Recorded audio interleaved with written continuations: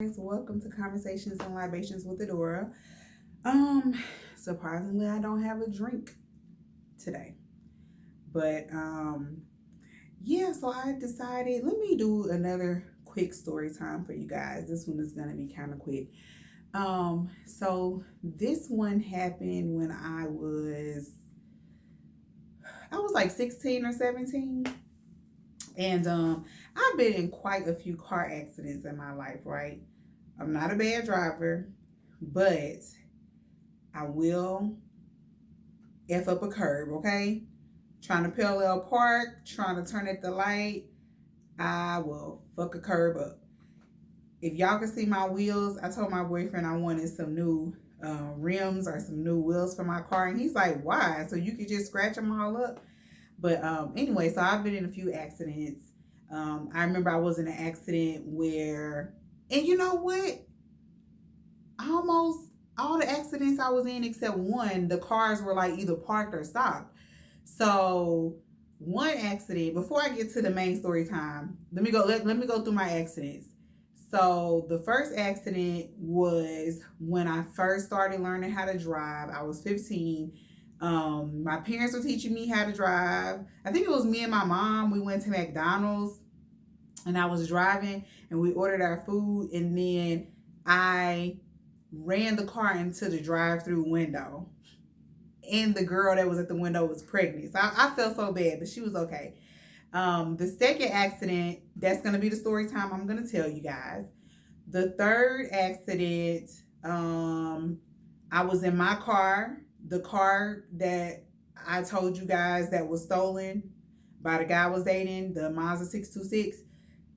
I had just got that car, right? And I think it was like 3 weeks after I got the car, I wrecked it. I was looking down at the CD player trying to change it, and I ran right into the person that was in front of me. We were driving and they had stopped and I wasn't looking. They stopped and I ran right into them, smashed the hood all up. Parents was pissed, just got the car, but they got the car fixed. It was good as new.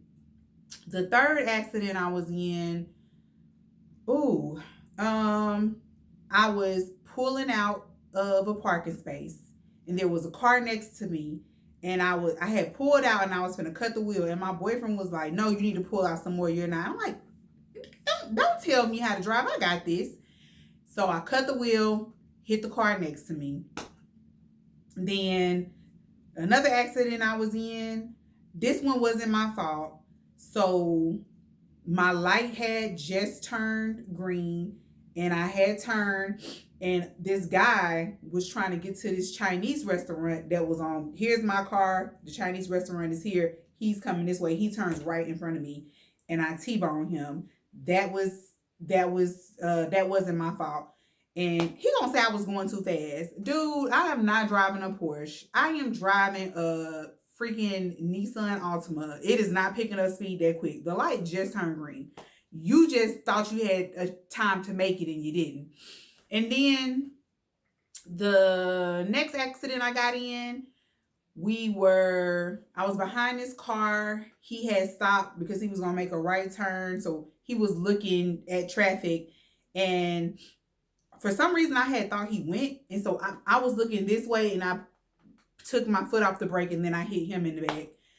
And then the last accident I was in, I had dropped my best friend off at the airport, and there was no cars in back of me, but Audi. This accident happened like last year. An Audi had pulled up behind me, but I didn't realize that the car had pulled up behind me, and I just backed up. There was a bus in front of me, so I couldn't just put it in drive. So I put it in reverse. I just backed up, wasn't looking, and I backed into the Audi. That was pretty expensive.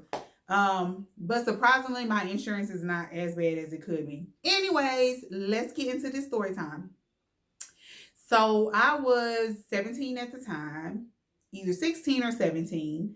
My mom had you know what? I don't know if I was 16 or 17. Y'all, this was so long ago. Okay, let's just go with 16 or 17. So my mom had a Maxima. It was like a 1992, 1993 Maxima. She loved that car. Me and my best friend, we used to call it the Maxi Pad.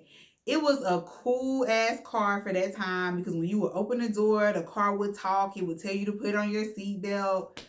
It was a silver Maxima. So I remember asking my mom if I could use her car to go to my friend's house.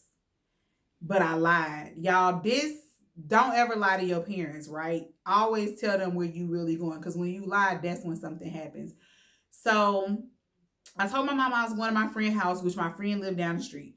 In actuality, I was going to go see my boyfriend at the time, and he lived all the way across town. He lived like 45 minutes away.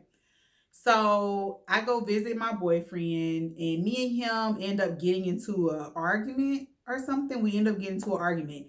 And when I leave his apartment, I am like just so upset, so mad. So I'm not in the best state of mind. That's another thing. Like if you're not in a good state of mind, like if you're in a really bad state of mind, you might not want to drive. So I get in the car. It's about 2 o'clock in the morning. And if you know anything about Atlanta coming from East Point 166, when you're coming from East Point back to the city, you can either go like straight and there's like a divider, or you could go this way. Well, because I was like not in the best frame of mind, I almost missed my exit where I was supposed to go get on the highway. So I tried to cut it real quick and I ran smack damn straight into the guardrail. And the car was totally messed up. It looked like it was total, and I was stuck in the car and I couldn't get out the car. And thankfully, there was a guy that was driving by and he helped me get out the car. And y'all, at this point, I'm like panicking, like what am I gonna do? Like I lied to my parents. Mind you guys, when I got into this accident, I am nowhere near my parents' house, right? Like I'm in the way opposite direction. So I'm like, oh, they're gonna find out that I lied. So I decided not to call my parents because it's like 2 in the morning. I know they sleep, and I don't want to tell them. So I'm not gonna call them. So I call my boyfriend at the time, and him and his dad come to the scene. And I just leave the car there because I don't know who my parents' insurance company is. I'm scared to call them. So I just leave the car there. So my ex-boyfriend, his dad comes to pick me up and he's like, I'll take you home. And y'all, when I tell y'all, I was praying to God that this would be the longest drive in my life. I am shaking in my boots. I am shaking like a stripper. I am scared as hell because I'm like, when my parents open this door and somebody else has driven me home and it's not my mom's car, like I'm too old to get a whooping, but I don't know what's going to happen. So, the dad drops me off and he's like, do you want us to stay here? Are you good? And I'm like, yeah. So I, of course, have a key, open the door, and I have to wake my parents up. So they already pissed, right? Because I'm having to wake them up at 2 o'clock in the morning. And I'm having to wake them up to tell them I got into an accident. So, yeah, I didn't get a whooping, but I did get a talking to. My mom was freaking pissed because she loved that car. And when she went to the scene and saw the car, she broke down in tears. Surprisingly, it wasn't total. They were able to fix it. And my mom actually had that car. She had still had that car. She wasn't driving it, but she had still had it up until like maybe 7 or 8 years ago. And then of course my parents' insurance went up. And because I had ran into the guardrail, when I tell y'all the guardrail, it was like this, and I had ran into it and it was just totally crushed. So the insurance company had to pay for the property damage that I did on the guardrail. But thankfully I was okay. And yeah, that's my quick little story time. So I hope you guys enjoyed that story time.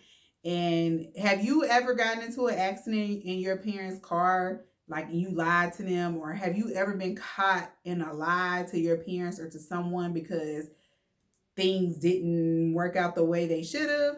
Let me know below. Please like, comment, and subscribe to this video. Thanks for watching.